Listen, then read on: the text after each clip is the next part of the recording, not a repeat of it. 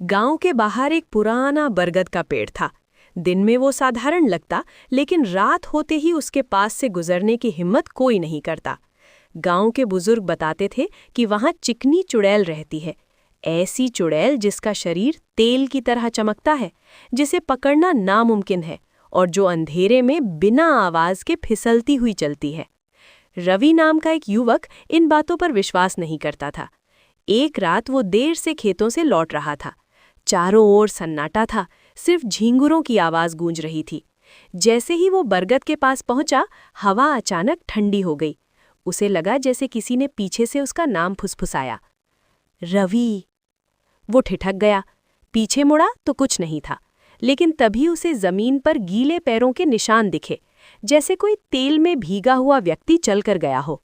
उसके दिल की धड़कन तेज हो गई। अचानक पेड़ के पीछे से एक आकृति निकली। चांदनी में उसका शरीर अजीब तरह से चमक रहा था।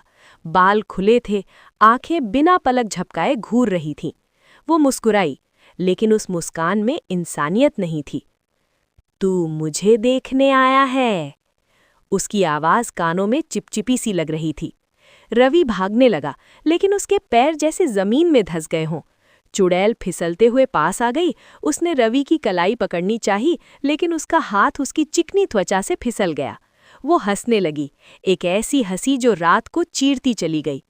किसी तरह रवि ने हिम्मत जुटाई और जोर से हनुमान चालीसा पढ़ने लगा। चुड़ैल की आंखें लाल हो गईं। वो चीखी और पीछे हटने लगी।